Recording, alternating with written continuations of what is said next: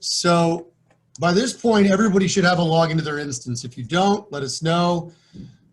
Make sure you send your emails to support@fastgem.net. That's probably going to be the best way. I'm going to be implementing a new ticketing system at some point here to try to manage the number of emails we're getting as well. So I'll keep you guys posted on that. The most important thing you'll know is that this instance that I'm in right here is demo.fastgem.net. Everybody's going to have their own personalized instance. So just make sure that when you go to log in, some people make the mistake and they'll just go to fastgem.net. This is not where you want to go. You want to make sure you go to your instance .fastgem.net, and there should be an email on that within the user activation that you got. If you didn't, let us know. Okay, so the number one question that we've been getting is, all right, what do you need from me to get started on FastGem? Me being, you as a customer. So there's a couple things. Usually, I'm going to take it from a couple different angles, and then you guys let me know if there's other angles that I'm missing. The first one is data, right? How am I going to get my data into FastGem? And how do I get my data from a Gemini?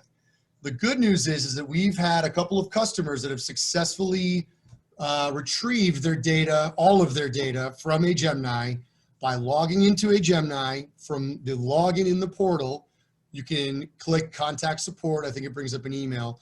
You send them an email saying, I would like all my data accessible by an SFTP site. You don't have to probably say that directly, but that's how they're going to do it. Let me just show you what I'm talking about. An SFTP site. And they should give you access to an SFTP site that you can only log into once. So make sure when you log into it, you download your files. This is all kind of hearsay at this point. Obviously, we don't have any affiliation with a Gemini, but from what I understand, you're going to be able to get your data back if you log into a Gemini, send an email, and get it going that way. So once you get that email, what we're going to do is there's definitely different formats that data comes in. I actually just saw the data for the first time about an hour ago, so I'm going to be changing some things. But essentially what you're going to do is you're going to jump into the mass update capabilities. So you go resources, mass update. And these menus may look a little bit different on your instance. If they do, you want to go for your mass update. That's what you're looking for. We can always change the labeling and everything too. So the mass update is going to allow us to do an upload of account info. Now, as of 2 days ago, I received a format that looked just like this for data that has been exported from a Gemini. The one you get from the FTP site may look a little bit different. I have to go back and work on that after this call. But the idea is the same. The way you get data into FastGem very quickly is by us at FastGem getting this format for you so that you can then match the format and mass paste, copy and paste the data into here, and it will mass upload. Now, when you mass upload this data, obviously things like account ID, work order ID, these are all Gemini things. There are things in here that you need to have inside of FastGem before uploading it. One is status. That's one right here, this column W. One is status. Another one is going to be rep name, tech name, lead name. I'm going to go over all this stuff, how to get it into FastGem first before uploading your data. And of course, we will help you through this entire process. Campaign name is another one. And I believe that might be it. Yeah, install type. So for this format, that's all the ones that you need. So basically, get your users in the system, get any campaigns, if you use campaigns, into the system. Things like promotion, so forth, you have to get inside the system to get it to go first. So what I'm going to go over first is, how do I get all my users into FastGem? So for that, you want to go to HR, create user. Now from here, what you do is you have the option of mass creating users. So if I'm going to do Chad Caldwell, whatever you want that username to be, my email, phone if you want, tag if you want. A tag can just be if you want to have somebody tagged as like, East Coast or whatever. But you also can do areas as well. So you notice that we have areas in here that you can define areas that people exist in. So you may have an area could be a warehouse, or an area could be the East Coast or the West Coast. Areas could be anything you want. I believe it's the same thing inside of a Gemini. So this actually brings it to a good point. Area needs to be defined first as well before you upload it. Anything you do inside the system as well, though, you can upload these users and you can go back and add the area or add the group or add all these different tags. That's not a problem. It's just this is how we're going to do it in bulk. So you want to have that in place ahead of time. So for area, you have two options. The two options are you send us a list of all your areas that you want inside the system and we add them for you. It takes under a minute. Or we now have a brand new option as of about 30 minutes ago that you are able to go in and change these features on your own. Now, there's one caveat to this. When you do that, this is a config session or section up here that can only exist for one user in your entire company. So you got to tell us who that one user is that you want to have these config setting capabilities. Now, I can't stress this enough.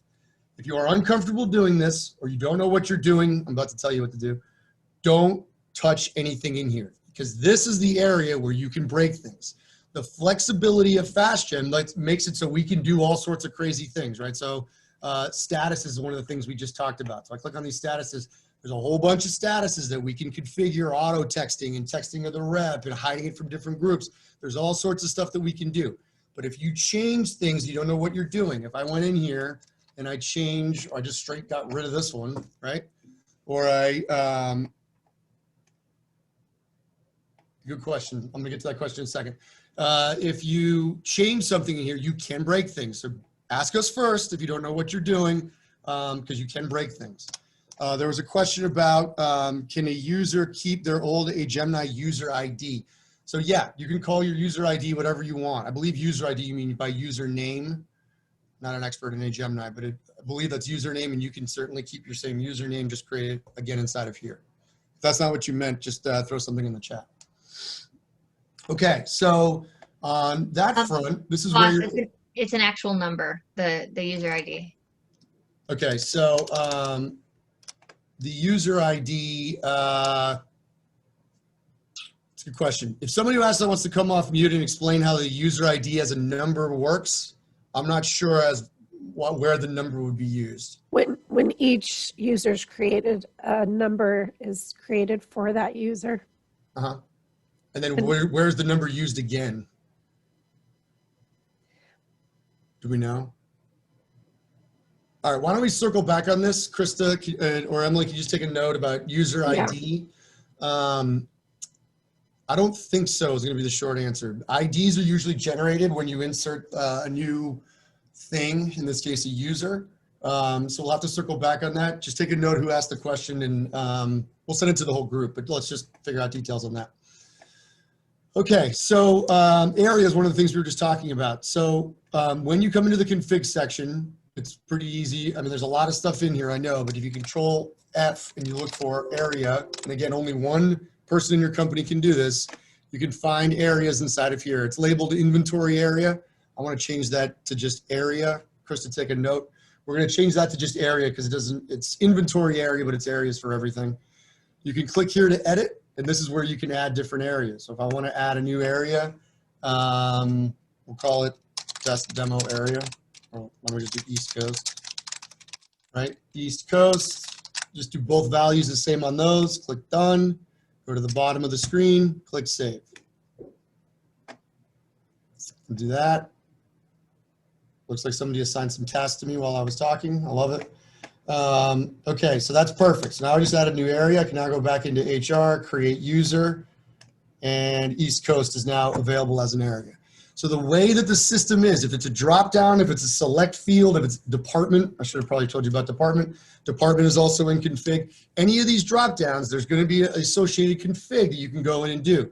So as you're building stuff out, if you get to a point where you're like, oh, I should have had that, you got to add it in config. If you've already made a mistake and you uploaded a bunch of data, don't worry. We can roll it back and then let you start over. The nice part is that you're going to have a bunch of Excel files with data, usually, and we're just mass uploading stuff, right? So we're all going to work together in this and figure out what Gemini is going to give us, what they're not, what we have to set up, what we don't.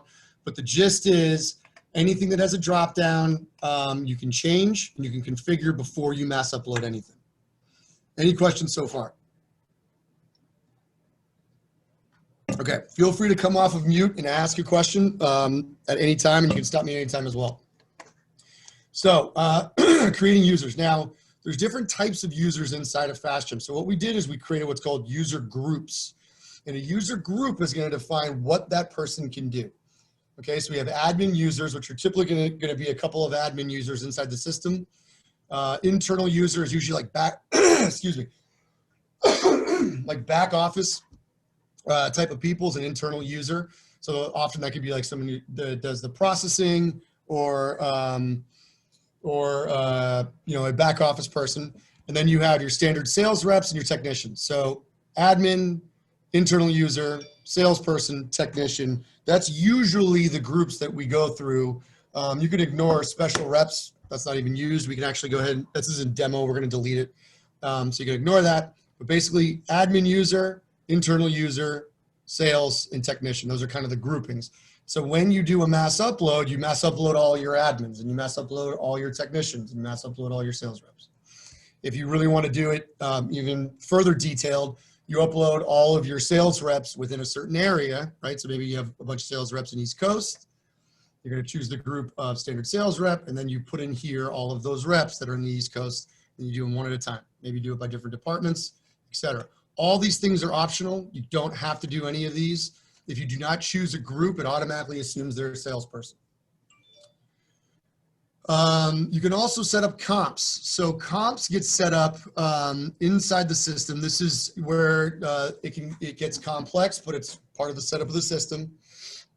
We have comps that you can copy over. Now, the nice part is that you don't have to have comps set up ahead of time. And I think with the current situation that we're in with moving, we have 3 days or whatever, don't worry about comps for now. When you want to just get your users inside the system, we get them all inside of there and you know, get that data moving. The most important thing too is that the names that you use, first name, last name, those names that match exactly what you used inside of a Gemini. A lot of times people use things like whatever, it's like all caps, test person, and then like, you know, some sort of ID or something. Whatever you're going to use there, you want it to be exactly the way it was in a Gemini. Now, one of the things that's just kind of a side note, if you don't want to break these up into first name, last name, you don't have to. You can dump the entire thing into first name, and that will work as well. So this is when you're mass uploading all of that. First name, you can ignore last name if you like. It depends how your data is structured. Username, email, phone, and tag. Phone and tag are not required. These fields are required, right? So either just first name, username, and email. Okay. When you upload, oh, is there a question? No, I'm just kind of figuring out how to get on here. I'm sorry. You're good, Karen. No sweat. Yeah, we're just starting out. I'm going through the basics of a Gemini, getting your data, getting users created. So we just started. Okay.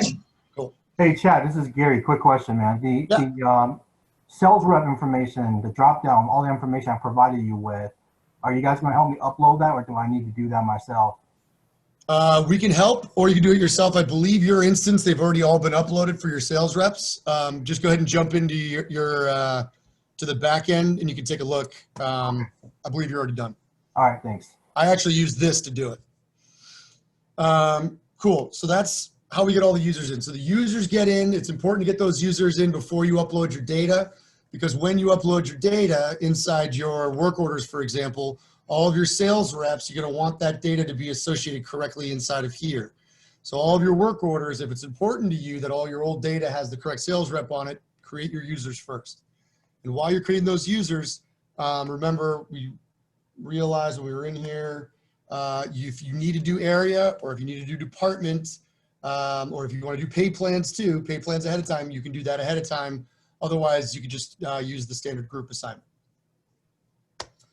Okay. Now, the other thing that a lot of people said, that's creating new users, that's getting your stuff started. So just to review, config is where you can do a lot of things. So now inside of config, we've already talked about areas. The other thing that came up was promotions. So you can define promotions that can be applied in any work order that affects either business commission or a rep's commission. This is also something you may want to set up ahead of time. If you don't use promotions, don't worry about it. You can ignore this part. But basically, you go into config, you go to the last tab for promotions, and this is where you can define any promotion that you want to have. So if you want to have some sort of monthly bonus or whatever, you can add that here. So like new promotion, call it whatever you want, description, and then this can be both positive and negative values. So I want to do, $50. You actually don't have to do the plus sign. Positive 50 or negative 50. Again, that will increase or decrease. We have customers that use promotions in a range of things. Like they'll have a promotion that's like a free TV, right? Sign up now, get a free TV. And that customer that we have at FastGem decided that free TV promotion gets pulled out of the rep's commission because they use that promotion to sell the deal. So they pull that out of their commission.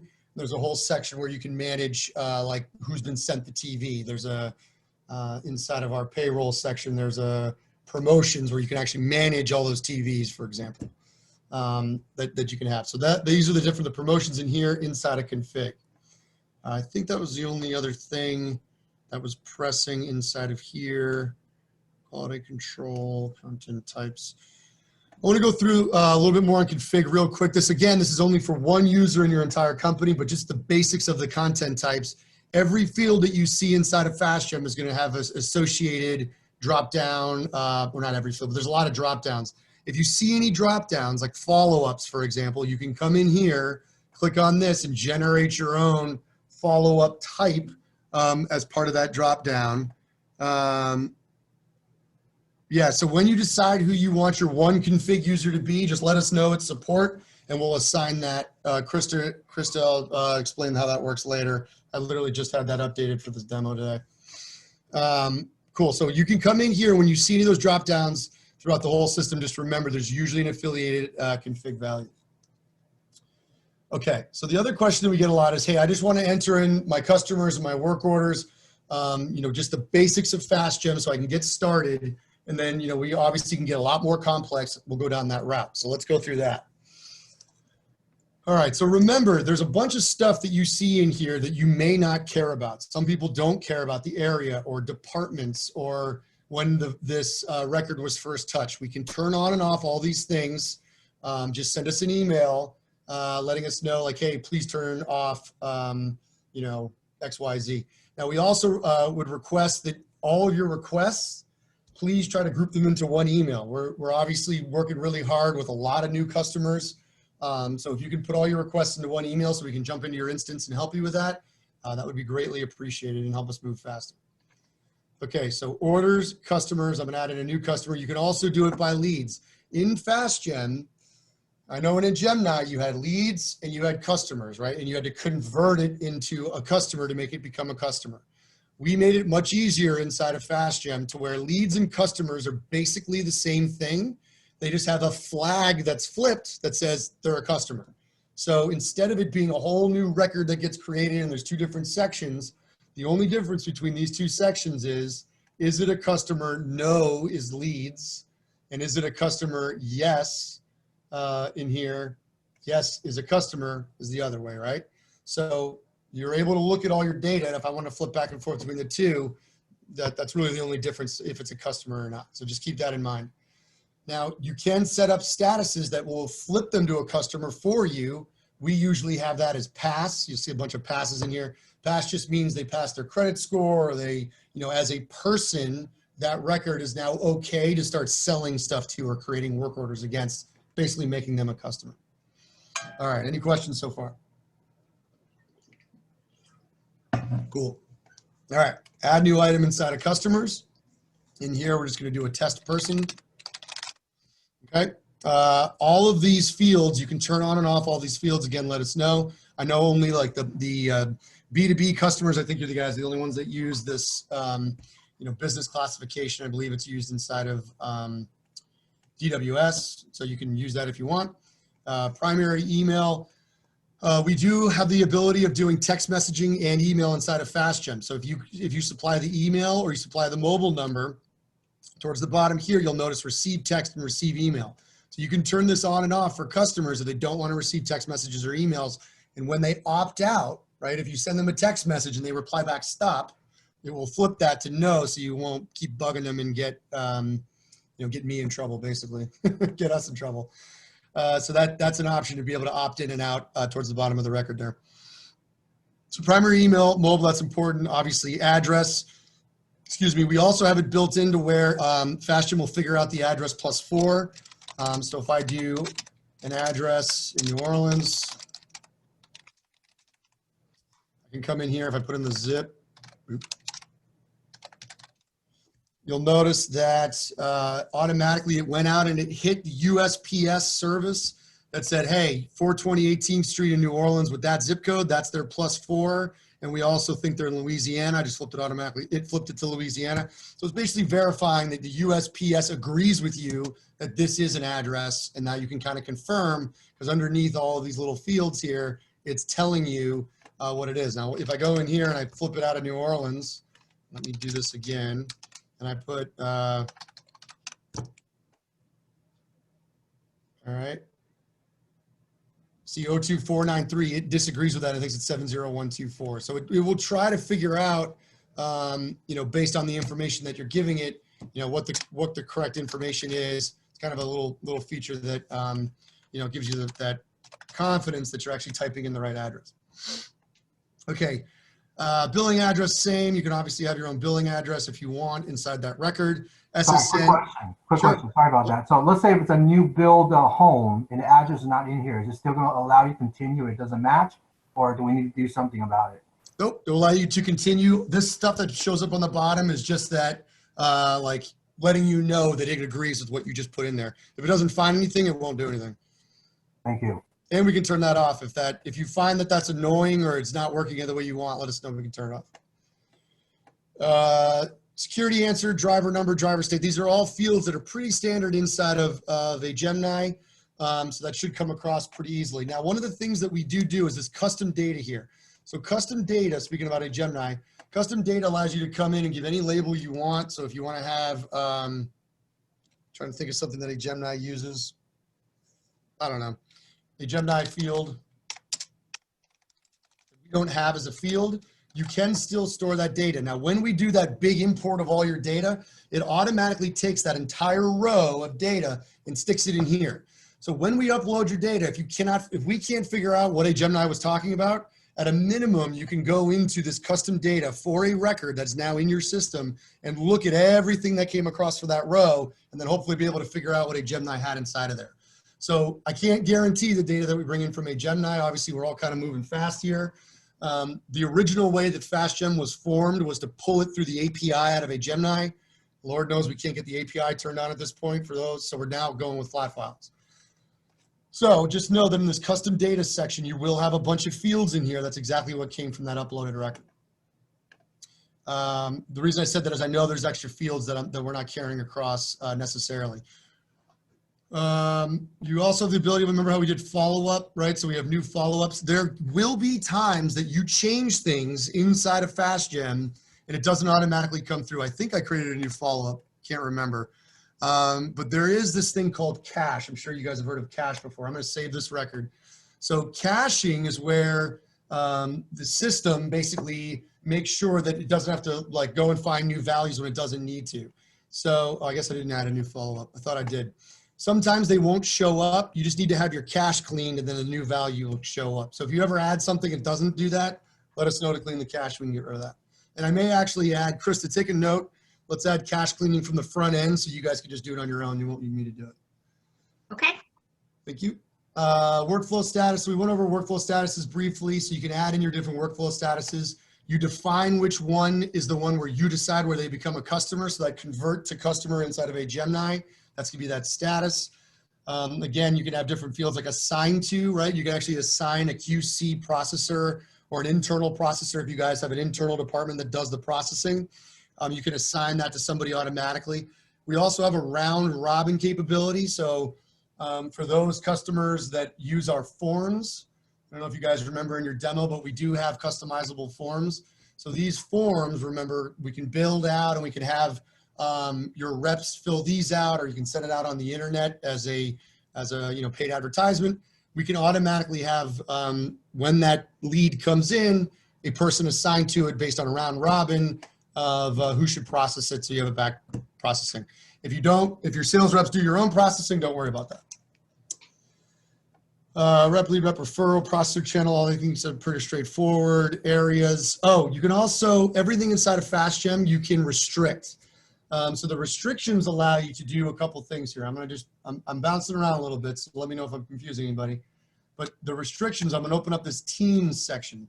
You're able to define teams inside of FastGem. So you can build out these massive teams to where you have people that report to people that report to people. This applies to what they can see if you choose to use this feature. It applies to what they can see across everything, right? So that's across your customers, your work orders, payroll, everything. So Abby can see everything under her, right, with test rep, and then test rep can see everything underneath test rep with all these reps. And there's no limit to the number of hierarchy you can have, and you can have that automatic payroll commission calculated all the way through. So that's something that we do as well. So the reason that the reps can be important is you want to know, who can see what and when. That's a big part of it. You can also restrict people to not just their team, but by the area. So the area we talked about earlier, I think Gemini does the same thing. You can define that area. Remember, East Coast was an area we just defined. So if you want to say this customer belongs to this area, that means that only the people in that area can see. You can also set up, by rep or by teams. So I automatically assign this to, I think it was Abby Test, right? So this automatically is going to fall under Abby Test's realm of all of what she can see. Of course, if I had signed that to test rep is underneath Abby, right? She'd still be able to see it anyway. Any questions? Cool. Campaigns, same difference. That could be generated also from the form. So if you guys use this form that we briefly touched on, that can be a campaign. So maybe you run this form out on Google Ads and you want to know how many Google Ads came back, leads. You can also run your campaigns against that. There's different stuff here. This is customer. Remember, that's that flag I was talking about. That gets set automatically if you put this to pass. So I think I already put that to pass. Or it might have already been there. Can't remember. Or if this instance is even set up to go to pass. There we go. Yeah, pass was set automatically to yes. And actually, I just got a text message that said, your customer record has been set to pass with a link. So on this, I set myself as the rep. So I just got a text message that told me that that was set to pass. So kind of to show off that feature, that's how the automatic text messaging works. Any questions? Okay, right now we have no work orders inside of this person. Now, usually inside of a Gemini, you would just go into customers, and inside their list view, they would just show you, really you weren't looking at customers, you were looking at all the work orders. I don't know if you realize that, but when you click on it, it was literally just showing you all the work orders. So in FastGem, we have different views. You can look at all the customers, or you can look at every single work order. So there's different ways of looking at different things. Right now I'm in customers. So clearly I'm in this test person's record. I can see all of test person's work orders inside of their record, or I could have gone the other way and gone into work orders and looked at it that way. So there's different ways of doing the exact same thing. Okay, I'm gonna skip over utils real quick. Oh, right, good call, Krista, thank you. So another big thing inside of FastGem and inside everywhere really is the audit trail, right? So everything I do inside of this, you'll notice that I signed myself as the processor here. So assigned to user, the lead rep was updated, workflow status changes, outbound text, that's that text I told you I just got. All that stuff is monitored inside of FastGem, literally everything that you do. So one of the basic questions that we get is, how do I add notes, right? Which we can also import from a Gemini. If I don't show you guys that, remind me to show you that. So adding notes is a very basic feature, right? So if I want to add notes, I can simply go into my actions. Note is the thing that I want to do. Maybe I want to do an important note or any other type of quality control. I can do that. Notes are usually the most common. Save that. It's now added that note. If I collapse actions and come back over here, you can see that note I just added is now in here. You'll also notice that the source shows up. So inside of a person, I have multiple work orders, right? So if I look at the person, I want to see any note that was added to a work order or to the person themselves. So if I build a work order and then I add a note to that work order, it also shows up in the action logs for the person. So it's just a way for you to organize all your data so that you can look at one thing at a time. You can also come in here, this little search box. So if I want to only see notes, I can type in note, or I can type in literally anything. So Chad, that didn't work. Oh, Chad. User is Chad Caldwell, Chad Caldwell. That's why I showed all of them. Maybe 8. No, 8 on everything. And I'm just batting 1,000, aren't I? So I just put in 45. That's the 45 seconds, right? So you can search by anything you want. Workflow change. It's just gonna show you the things that you type in based on all those values. So it's a way of being able to organize all that. Billing. So we are able to do full billing. You can generate invoices for a person. We have a full invoicing system. All you guys on this call received an invoice from me to pay your initialization fee. I use my own FastGem to do that. You can include a pay link if you use authorize.net, which I do. You'll notice you can also do authorize.net one-time charges inside of here. If you do use authorize.net, let us know. We can set up that link for you. That takes a little bit of effort because you have to log into authorize and there's all sorts of steps. But we can do that for you. Charging through there. We can also record any type of payments. So we can come in here, so new payment. If some of you guys have storefronts, right? So if you have a storefront where you just want to record payments that came in, somebody came in and bought an HDMI cable, you can do that where they come in and you can, record the fact that happened.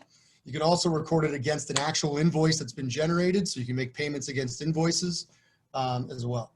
You can define the state that takes place in. So obviously for tax purposes and end of year taxes, you can define where that came from. You can also store credit card information inside of here.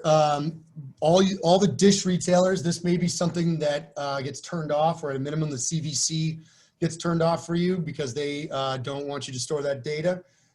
So if you have Dish or you're a Dish retailer, that's one thing to consider, is that we may have to figure out a different way of doing that. I'm trying to think of ways for you to do that so you can still process that and still be within PCI compliance, which I did do a full PCI compliance check with Dish recently, about a year ago, to get that done. Any questions? Cool. All right, so most of you should know about the plugin. We have a FastGem plugin that works in Edge, Brave, and Chrome. I think Firefox too, actually. In Firefox, that you can install this plugin, and that plugin, let's put it in name. User, put it in name. There was a comment about put it in name. Put what in name?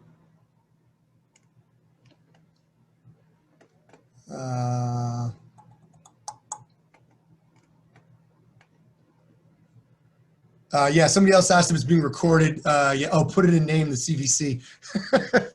Yeah, you guys can't tell me that stuff. Good point. Yes, you could put the CVC in the name. I wouldn't recommend it for legal purposes, but yeah, I guess that is a possibility.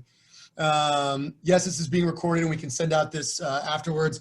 We're going to put together a ton of videos on all this stuff. We're going to make it accessible for you guys. So you can obviously go back. I know I move quickly, so if I'm moving too fast, feel free to put that in the chat. I do that often. Okay. So now with the overlay, let me make sure I go into the right one here. You'll notice, yeah, let me get the, for some reason this thing has been mad at me lately. Oh, I did not mean to click on that. So the extension options, you have to define that. This, for some reason, in Edge has been giving me a problem. Let me jump into Chrome real quick.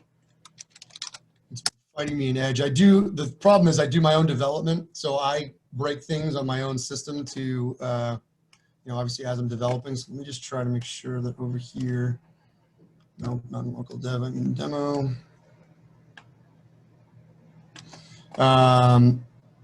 So over here, test person, let me just see if this overlay works over here. We may have to skip over the overlay section. I want to tie in the, yeah, there it goes. I don't know why I was doing that in Edge. I think, anyway, Edge is giving me a problem, works in Chrome. So the idea is here that we're able to use these overlays to move much faster than you would bouncing back and forth between windows and copying and pasting information. So the idea is that, like I just clicked on, I believe I clicked on test submission. Yeah, so test submission was this record that I was just in. By the way, we do the capture of duplicates. It will tell you if you have duplicates. That's what all that is. Excuse me. So you'll notice 1, 2, 3 test Lufkin. When I came over here, it automatically populated this in here. So I can also do a load of customer information. These buttons on all these different portals you work in, the whole idea is that on each one of those portals that you saw, so back over here in portals, right? Each one of these, there's an affiliated one of these layovers that allows you to look at all the submission data. So this is the stuff that came into the record. I can also update this if I want to. So I can change, data in here and then update it if I want to change that. A lot of people will put in like confirmation blocks, right? Like, the big block that shows at the end of the confirmation and all that stuff. They'll throw that in there so they just hold on to it. You can assign things like credit risk. Sometimes you go through portals and they'll tell you what the credit risk is as you're processing it. So you can assign that there. Obviously adding in the work order is a big one. So adding in different packages, installation dates, account numbers, etc., all from in here. Notes, workflow status, and you can change different fields as well if you need to. So again, the whole concept here is that you land on the portal. You click on this light blue button, will automatically inject it into the field so you don't have to bounce back and forth. If it doesn't inject it properly, you can look inside the submission data. So you can all stay in one spot and move much, much faster. Now, things change on the portals. I can't tell Spectrum or Dish what to do inside their portals. So it's something that happens that we should all be aware of. We usually can fix it within a day, but there are times where these things will break because they change something on the portal. We just got to update the plugin. Let us know when that happens and we'll fix it. Just something that we have to deal with moving forward. Okay, so I'm gonna get back out of Chrome. That was the, okay, cool. So that's the utilities, billing. All right, so now let's jump into work orders. So within a work order, so now what we're gonna do is we're gonna get into work orders, adding work orders, inventory management. So how do we build out those different work order packages? So let's say we now are in test person. Oh, are there any questions? Cool. All right, feel free to ask anytime. Oh, before I jump into work orders, one last thing.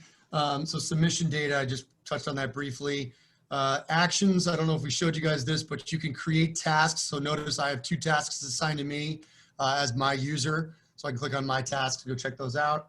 I can assign, another task to me if I want to. The due date, description, all this stuff inside of here, department if I need to. So you can add tasks that automatically go in. That's a big one to organize all of your processing and all of your customers. And we also have customizable follow-ups. You can have any number of follow-ups. So I can say, hey, this customer needs a call back. They were awesome, whatever. Follow-up date or the date you need to call them back. And now you can set that in there. So tasks and follow-ups are both inside of here. Sorry, apologize. Tasks and follow-up inside of here. Now, one thing that I just made a mistake on, you think I would know my own software. When you click on utilities, you have to save, you cannot save the record until you come back, because when you jump over into a portal, you can update this record and you don't want to overwrite your data. So if you go over into a utility, when you come back in here, you need to hit refresh so the save button reappears. And now I can save stuff. So if I want to come in, customer callback, they were awesome, whatever, save and close. This now goes back into the customer list, right? Here's my test person I was just looking at. They were awesome. And then of course I can always do filters. There's filters across all this stuff and we can generate all custom reports based on all this stuff. I can look in follow-up of customer callback. Was it called customer back? Or, yeah, call customer back. Search on that, and that's going to show me all the people I need to call back, right? And I can look at all these based on that note. I can always click on this little book over here. This will show me the action logs, so I can see all action logs across this record, create tasks, send text messages, add action logs, etc. Okay, so sorry about this, the segue there. I just want to make sure everybody knew about the follow-ups and how you can customize that. Customer verification is also a really big one that people really like. So customer verification, you can set up any number of customer verification emails. What that does is that sends out an email to a person that they'll say, hey, you know, we received your request to become a customer. Please click on this link to go verify who you are. So they click on the link and it will go to something like this. So this, you'll notice I clicked on the link internally. So it says this is for internal use. If it was actually a customer, they would see all their stuff. It's all been pre-populated, test person, everything that was in my record is in here. Is all the above information correct? Yes, it is, or no, it's not. If it's not, I can tell you why and hit submit. That comes back into the system. You get alerted for it in the follow-ups. If they say yes, it will allow you to step through these. Again, this is customizable. Auto pay, what type of card, blah, blah, blah. And then they sign, right? So this customer signs, maybe they add their photo ID and attach it to it. And now you have a verified customer that they just did that. They click submit. We get over here a record. Let's see if I can find one real quick. Maybe I'll get lucky. I think demo person has it. So demo person, customer verification. Nope, wrong one. Customer verification. So these are all the ones that demo customer, we do a lot of demos, signed, right? So if I look at this customer verification, I click on this PDF. So when that person clicks submit, we get a PDF inside the system. It is now recorded forever. They get a PDF that gets sent to them, matching documents. So if there's ever some sort of, dispute, you've got a document on there. I can click the PDF to download the PDF, or I can just click on the link here just to view it if I want to view it. And we have all the information that they submitted. One of these has their email or their signature. Yeah, this guy's got the signature on it. So all that gets PDF'd, and of course I can download PDF. Okay. Customer verification is pretty cool. Any questions? Right on. Okay, work orders. How do I build a basic work order? Okay, so I come in here, I add the person, fill out the fields that I need. The only ones that are necessary are first name, last name. I then can add a work order. These work orders are based on the packages that you set up inside the system. Every system is going to have different packages. All you guys sell different stuff, right? So across Vivint and Hughes and Direct and Dish. So you set up your packages and you maintain the pricing on those packages. Once that's maintained inside of here, you're able to assign a package. I think I have Dish. Nope. We'll do AT&T or DirecTV, whatever. So whatever package we're going to add inside of here, that is going to drive how the commission runs. It's going to drive the payment that you get as a business. That's all part of the reconciliation reporting, right? So you define how much you get paid for a DTV package sold in an area, et cetera. You can add all the different fields inside of here. Remember, anything where there's a drop down is customizable. So package flags, departments, status, assigned to, text special install. Maybe this needs a pole mount, right? I can come in here and I can define all the things that are required for this work order and have that all inside of there. I'm also able to, so the technician, I need to know what technician I can assign. So part of that, what's it called? Routing. Part of the routing, I can click on this little schedule button here. By clicking on that, it shows me the availability of all my techs. I can look in a day view, week view, or a month view to see who's what and where. These are all my techs on the left-hand side, and then the days or the week or the across the top. It's a little bit different, but I find that it's a lot easier, especially if you decide that Tech 3 doesn't need this Lufkin one. I can double click on this to see any details. So I can see what's going on with this install. Maybe I don't want Tech 3 there, I want Tech 2. So I can just drag it. Now Tech 2 is assigned to that one. And now the person, maybe Tech 3, I give August 26th. I can look at the day view, August 26th at, whatever, 3 o'clock. I can also move the time, right? So maybe they're going to go from 12:30 to 5. I can update all of that. So now I want to do Tech 3 on the 26th. So I can come in here, Tech 3. Tech 3 on the 26th, and so forth. Install notes, required equipment. So the required equipment is how you tell the tech what they're going to need for this job. Now you can also define how the invoice gets generated. So you can actually automatically generate an invoice by clicking that little button. The invoice gets generated for this work order. Now I know what I'm trying to accomplish with that generate invoice there is I know inside of a Gemini, I believe there was a button in the upper right-hand corner you could click that brought up an invoice that you could print out and so forth. That's what that generate invoice button will do, which then gets you that invoice inside of here. So if you want to generate invoice, you can. Required equipment. I don't have a lot of equipment in here right now, but you add in all your equipment that you sell. Same idea on categories and so forth. So maybe I want to have a large dish. My pricing is all going to be set out. I need 2 of those, mini receiver, whatever, 3 of those. So this is essentially telling the technician exactly what they're going to need for their install. So presumably they should have that on their truck. I'm going to show you how to do the assignment of all that inventory in a little bit. You can also use categories to just minimize the number of equipment things that show up.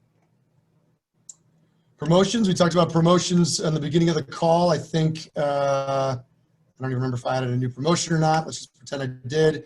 So you can do promotions too, right? So you can add or decrease the payroll. Oh, I did talk about TVs, right? So you do a promotion for a TV, whether that affects the rep's payroll or the business payroll. Maybe the business makes more money. Maybe the rep makes more money. That can be done inside of here. And of course, the promo status is like any other drop down you can customize to be what you want. I can also have rep adjustments if necessary. Rep adjustments, maybe I'm adding a rep adjustment to give a technician more gas, right? So they have to drive out somewhere. I want to give them gas for this work order, or they had to buy a t-shirt, which you can put in another area. But there's all sorts of rep adjustments to increase and decrease payroll. The nice part is that eventually, I know all you guys do chargebacks at some point, you can use FastGem to auto update all your chargebacks. FastGem will go in, it will figure out how much that rep was paid and all the downlines of that rep was paid. It will take that, it will then charge them back and create a rep adjustment inside of here, and all that rolls into payroll. You can also use held funds. So if you have held funds that you have, for every one of your reps, you can have, when you do that chargeback, it will automatically create a held funds use. Maybe we have a chargeback for one. This is, let's just say it's for me. That little pop-up, by the way, is Edge. That's not FastGem, that thing that keeps popping up. Oh, it's the browser.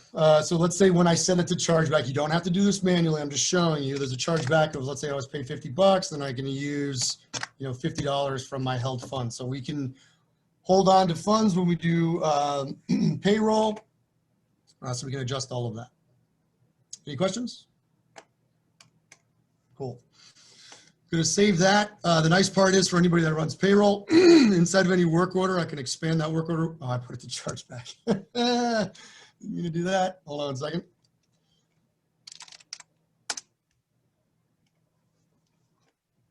Showing you guys, I can flip them around. Okay, so if I have it in scheduled, you also notice that I have payroll projection. So I know that Tech 3, who's been assigned, that's their tech pay. All of this is customizable based on packages, receivers, additional receivers. There's all sorts of things you can do. This is the projected payroll for this. So if I'm checking things and I want to look in here, I can see that Chad should get $50 base. We're going to hold back 10% for $5. You can have a fee if you want. It's up to you. And then how much the projected payroll is for this tech. Okay, so we got scheduling. We've got notes, required equipment. Cool. All right, so now what I'm going to do is I'm going to open up another tab. I'm going to lower, let's open up another tab, lower this, and I'm going to log in as a technician. I'm going to log in as me, but I'm going to make it look like a technician. So usually techs are in the field and they're on their phone. So I'm going to make it nice and pretty on the phone. So let's say now I want to go into my techs. By the way, they won't have all these menus. They'll only have the ones that they care about. Installations. This is the installation view that we use. It's by color, so purple is scheduled. I believe test persons who we just set up. So this is the required equipment that I have, right? So I know that I need a dish, 2 of those. I need a mini receiver, I need 3 of those. This is going to define what I need for the required equipment. I can also see any special installs, so I know I need a pole mount that has to be attached to this. So any sort of specialized things. I can see logs as well, installation notes. So I added some install notes in there. Oops, Edge is doing that. We also have tech forms. I don't know if anybody wants to use these, but tech forms basically is where the technician is on site with the customer and you want to get the customer to sign something. You can have this pop up, the forms that we talked about. This pre-populates all the information that's associated with this customer. You can fill this out every way you want. So it's like a third-party agreement, right? Important disclosure, yada, yada. I agree, I agree, I agree. You sign this, PDFs it, sends it to them, does the same thing, sends it back to us, and now lives inside of FastGem as a PDF. You can also set up order summary information if necessary. Obviously, you want the text to add notes in. This is where they can assign inventory. I can go into assign inventory, and I'm only gonna be able to see the inventory that's with me, so presumably what's on my truck. So let's say now I know that I have, look on the back of the receiver, and there's serial number, whatever. I can search for it. And then all the inventory that I have available to me is now in here. I just choose that, click update inventory, and now it gets placed off of the text truck, so it's no longer consigned to them. It gets assigned to this work order and has been activated on this work order as far as your inventory is concerned. So when the technician does that, it will update in here. Now, a question I usually get right here is, well, wait a minute, what if we don't have the technicians do that? So remember, inside of FastGem, there's multiple ways of doing absolutely everything. So we do have the ability to, let me go over to my mass upload. We can mass upload inventory and say all of these serial numbers have been assigned to work order X. And by the way, these are all formatable as well. So if you get different reports from different carriers, we can just upload that format. So you can upload it into here. So you're able to automatically assign that. It does the exact same thing. So you mass upload all of that equipment. That equipment then gets assigned or unassigned from that technician if it's on a work order, or maybe I'm mass uploading stuff into a certain area, right? I have a bunch of equipment I just got, or I'm getting in from a warehouse. I can do that. I could also use the scan gun inside of here if I want to do multiple records. So I can scan a bunch in here as I come in, scan them all in and put them inside of an area. This is also getting a big beef up, just so you know, on the fulfillment side, coming very soon, hopefully the next 2 months. That's going to really add a lot of functionality to the fulfillment side of the house as well. You can consign to tech, et cetera. So this is another way of doing it. So I can mass upload and assign inventory to a technician. You don't have to have the technicians come in through this view. It's just another way of doing it. And then usually we have our customers, they have the add photos. So on their phone, they can just click add photos, take a picture, click upload, and it gets associated with this record. Another cool thing that we have is this chat feature. So this chat allows me to communicate with anybody that's associated with this record. So let's say I have a rep, a tech, an internal person, and a lead rep. The tech gets there and is like, wait a minute, the customer is confused. I can then use that chat. It gets blasted out to anybody who's on this work order. They'll get a text message. They can go, oh man, something's wrong. They get on here and they can start communicating about what to do next. If there's some sort of issue. It's usually used if technicians get there and the customer has questions or thought it was a different installation date or something. It's a way of staying in communication. Okay, that's from the tech side. The techs also have their own built-in calendars. So when you assign any deals to a tech, they're able to see that automatically in their calendar, day, week, month view. As you'd expect, they don't have to use this. It just automatically shows up in here when they have something assigned to them. Okay, any questions? Cool. Speaking about techs, we also often get the question of, well, wait a minute, what if I'm managing a whole bunch of techs? Now, I apologize, this is very ugly, but if you look from this view, you'll notice that the not assigned, these are all the work orders that have been created that actually haven't been assigned to somebody. You don't have to assign technicians this way. This is just one way of doing it. There's mass uploading and et cetera. But let's say I come in here and I'm managing all my technicians. I can double click on any one of these. I can see where the status is. If I want to look into the actual work order, I can click on the work order. It'll bring me directly into it so I can read any data on it. It gives me a map and a phone number, et cetera. So I can see what's going on here. And maybe I know that I want this one assigned to, my test tech, for example. So I can assign that there, automatically gets assigned and moved in. If we have a multi-day installation, we can do multi-days to have that go across and do that. So it's another way of managing the whole view of all the techs to see what's going on there. Can you map out the route for a customer? So if we put in where the tech's located and put 3 jobs on them and look at the route and see if it makes sense? Yeah, that's definitely something that's been required. The short answer is no. That's definitely something that I'm interested in to optimize that. And I'm actually thinking of Yeah, you no one's seen it yet because it's still in beta. But I'm also doing like a canvassing type of tool with a map and an area with the drop pins on the map. I'm trying to get a gauge of who'd be interested in it. So that's certainly something that I've looked into. Optimizing routes and then using 3D views of maps with pins on the map as well for techs and for everybody really, for both door-to-door sales and for technicians to be able to get a view from that. So short answer is no, but it's something I'm definitely looking into.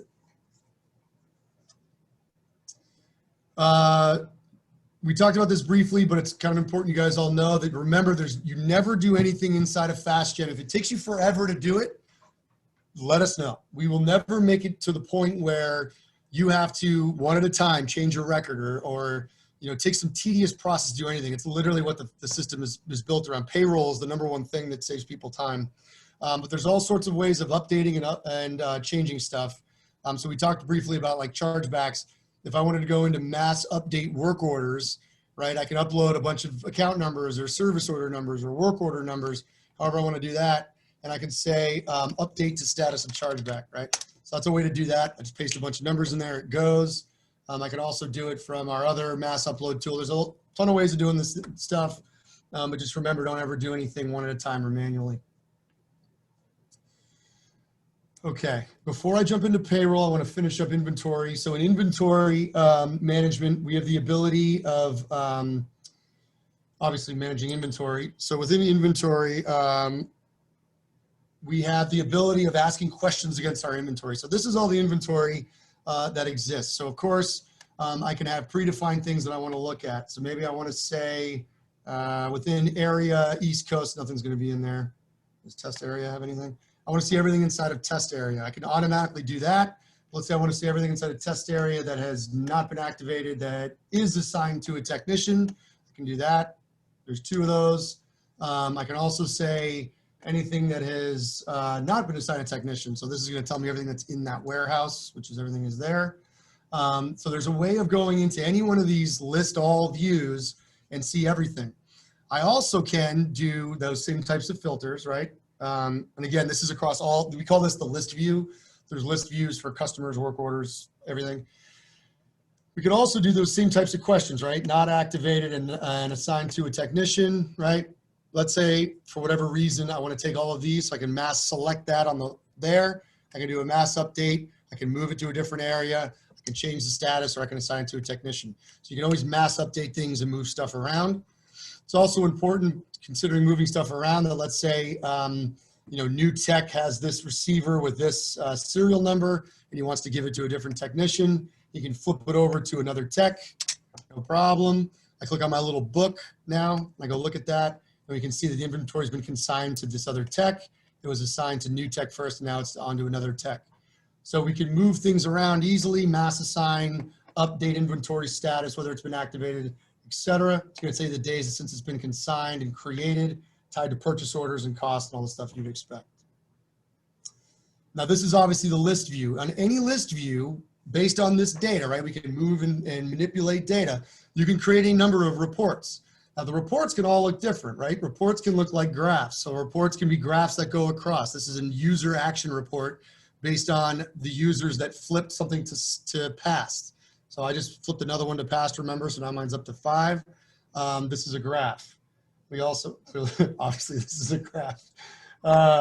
We can also do multi-graph, right? So I want to see users based on status, based on, separated in different graphs.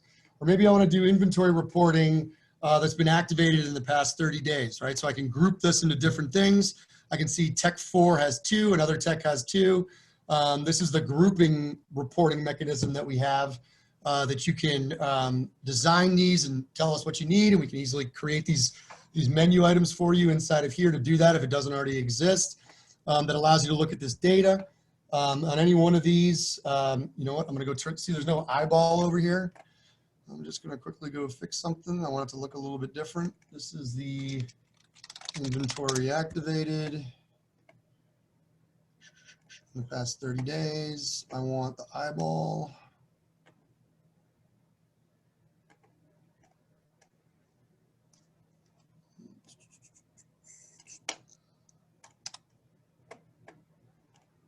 No. Don't you love it when I go off script and I screw it up? There's usually a, oh, there we go. Right in my face. The preview button. Oh, you're good. You're good, Krista. Thank you. So I just had to turn on a preview button. So now this little eyeball exists. Again, we can hide edit buttons, show edit buttons, but I like this little eyeball because inside of here, if you want to look at different pieces of equipment, I can either click on this ID, which will open up a whole new tab, or excuse me, bring me right to it, which I don't necessarily like. So I'm going to click back, or I could have my little eyeball. If I click on it, there's a little pop-up thing, and I can see exactly the inventory, what identifiers, any action logs that have taken place. So the idea is to make it real nice and easy for you guys to see stuff, even when it's cross reporting and when you're doing all this. Big note, every single thing that you've seen so far has an associated Excel button. That's just to dump out your data. So I am never, ever going to steal your data.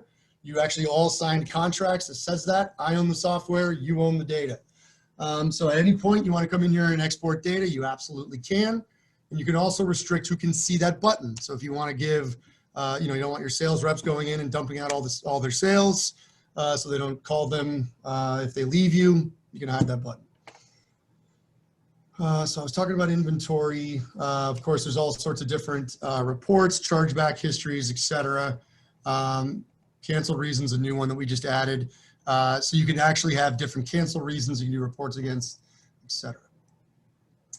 All right, last thing before I get into payroll, we briefly touched on the different follow-ups. These follow-ups are automatically generated inside of here.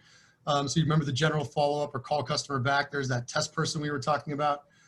You can set up lists, this QC follow-up list, where a couple things happen.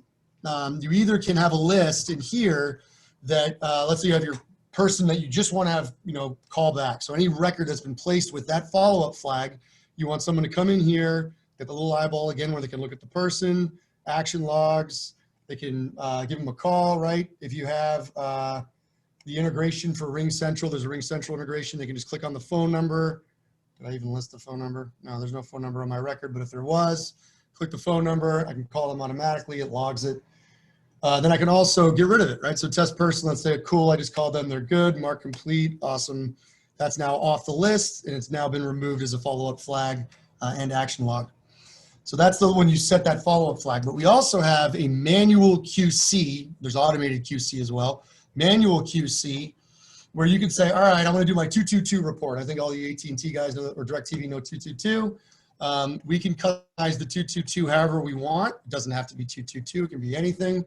But basically, in here, this is a special one where I come in and I click on this mark complete. It now allows me to say, yep, 222 call completed. Awesome. Was this completed? Yes. Save. I now have a report against all of my quality control that I've been emailing, or excuse me, that I've been calling on. So now I know, how many times that's been done. I can do, again, those reports that you saw before. This is an internal report based on action. How many QCs have they done? You can do that as well. That's a lot. Any questions so far? Awesome. All right, the last one is payroll. For all our payroll guys out there, I'm also going to go over, remind me after this, if I don't do it, to go over pay plans, commissions, how I actually got to the point where payroll worked. But basically now, snapshot payroll, I'm able to, any status that I define as cleared is going to show up in my snapshot payroll. Snapshot payroll is like the staging area for deciding what you're going to pay and what you're not. Presumably, you would not flip a work order to cleared status unless you got paid on it. Now, there's some customers that will pay their reps a week out and they, will pay it before they get paid, or they, wait until it shows up on their payment report, which they mass upload, and then it flips it to payment cleared. All different ways of doing it, you get to decide. But presumably, payment cleared gets set. I'm going to go ahead and just save this guy. Go back into snapshot payroll and run this. I believe it was for me. Abby Test got a downline. It was a $0 downline, but you got a downline on the demo person. And was it me? I thought it was. Who was the rep? I guess it wasn't me. Unless mine's not set up. It was Krista. Maybe Krista, you were the, yeah, you were. All right, never mind. Krista was the rep because it's showing up as Krista is the one that's actually getting this. So what it's doing here is it's automatically calculating who gets the commission based on what. It's going to define on the pack, just like that projected payroll that you saw. Based on the package, this is an alarm system that Krista sold. She gets $100. There's a holdback of $11, $5 fee. She gets payment of $84. We can also do rep adjustments that we talked about. So a rep adjustment can either be directly like a chargeback or a held funds used, or it could be like that t-shirt that I told you about. So let me do the t-shirt real quick. Bouncing around too much, just upset it. Oh, that's why. Idiot. So I click save and close. I have so many windows open and I'm bouncing around. I don't know if you saw up there, it said that it didn't go because of a conflicting security token. Don't open up tons of windows and bounce around like me or it's gonna go crazy. So now, no, my commission must not be set up. If it does, if your commission's not set up properly, it's not gonna go through. Anyway, we can come through here and I can go into my text. And let's say I want to just create on Ab, oh no, it's Krista. Well, I'll just do it for Abby. Abby, I want to do a rep adjustment on Abby. She's got a lot of them. A rep adjustment on Abby of a other t-shirt charge. I'm going to do, you know, $10, whatever. Save and close on that. Yeah, Krista's telling me that I had it set up on the wrong package. That's why my sale didn't show up. There's always a reason if a sale doesn't show up in snapshot payroll. And it sometimes takes a little getting used to of, you know, what you have set up. In our demo instance, you'll have, my demo instance, I have just a bunch of junk data, so it doesn't really help, but you get the idea. So we went in here, Abby Test now has a t-shirt for $10, right? So if I want to charge her for that on this payroll, she has all $0 payments, but we'll just check them anyway. So rep adjustment, a held payroll payment is for some reason, if you don't want to pay out Abby because of a previous reason, maybe you're waiting for a held funds to come up more or for whatever reason, you can have a previous payroll held payment that didn't go through that's going to stay inside of here. But I can also decide any other payments that I want to make. So let's say I want to pay Krista her stuff. I can just check all those. I'm going to pay Krista on everything. I'm going to pay Abby. And now let's say I want to finalize payroll for the 8/28 payroll. I can do that. I click finalize. Okay. I now run this snapshot again. Abby's stuff has fallen off. Krista may not even be on here anymore because I cleared everything. Yep, Krista's gone because I cleared all of her stuff. And now if I go look in the view payroll, this is usually where your employees have access to see this. I go into view payroll, 8/28 payroll, jump in here. Here's Abby's test with her t-shirt or overrides. Here's stuff that I was paid on. Now you'll notice that I'm in here now, right? So you could keep appending things to different payrolls until you're comfortable for that payroll being done. So what a lot of our customers will do is they'll actually keep the payroll unpublished so nobody can see it but payroll admins. And then when they're done appending all these things to it, then they publish it and it's live. So there's different ways of managing that. Okay, I've been talking now for 1 hour and 10 minutes. Are there any questions? How does everybody feel about this stuff?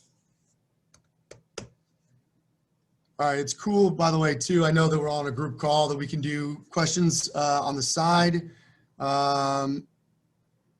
Yeah, nobody sees finalized payroll. Thank you, Krista. Nobody sees finalized payroll we're looking at here, especially not the edit buttons, unless they have access, right? So if I logged in as Abby Test, remember Abby has people all underneath her. She'd see hers and all the stuff underneath her. I can restrict by area, so it only shows up in certain areas. If the area was set here, who can see what inside their payroll. So yeah, payroll is absolutely restricted, this view payroll section here. This is all restricted by who can see it. So if you don't want, you know, everybody to see their own payroll, you want to send it to them individually, that's fine.